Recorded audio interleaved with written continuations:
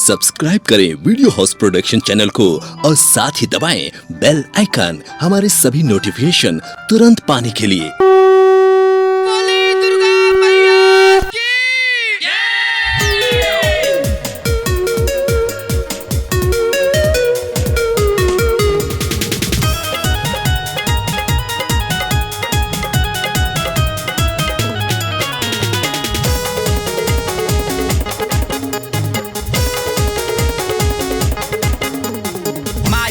माई तोहर सच्चा दरबार बा, देख तोहर भक्तन करे जयकार बा। माई तोहर सच्चा दरबार बा, देख तोहर भक्तन करे जयकार बा। ऊंचे ऊंचे पर्वत पे मैया तोहर बास बा, ऊंचे ऊंचे पर्वत पे मैया तोहर बास बा। हमरा तो पे विश्वास बा। माई तोहर सच्चा दरबार बा, देख तोहर भक्तन करे जयकार बा। माई तोहर सच्चा दरबार बा, देख तोहर भक्तन करे जयकार बा।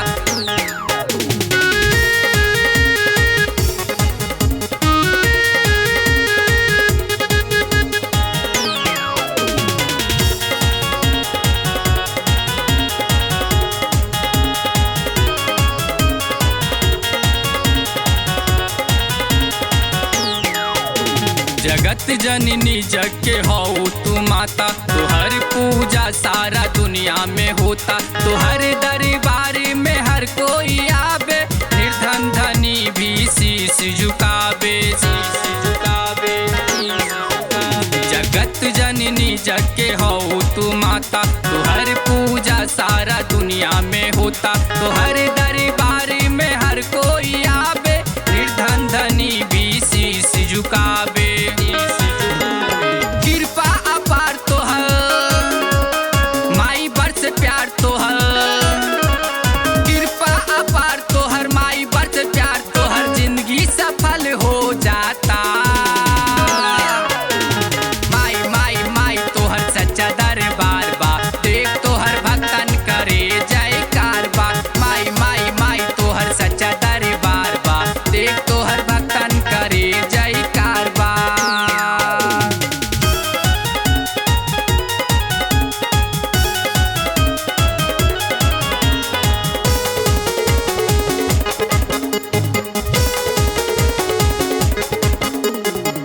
माई हो तू शेरा वाली, करेलू तू जके रखवाली। तोहर सरनिया में जे भी जाए, लौटे न कोनो झोली खाली। माई हो तू शेरा वाली, करेलू जग के रखवाली। तोरे सरनिया में जे भी जाए, लौटे न कोनो झोली खाली।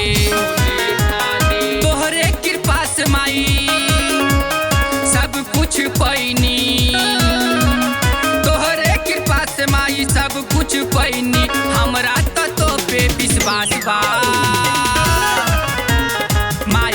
माई तोहर सच्चा दरबार बा, देख तोहर भक्तन करे जयकार बा।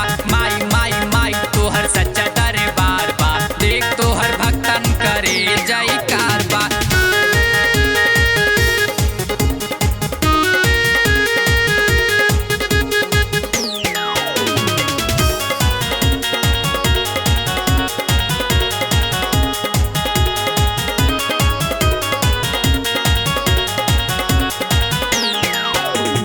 संकट हरेलू तू सबके माई, विपत्ति में तू होलू सहाय।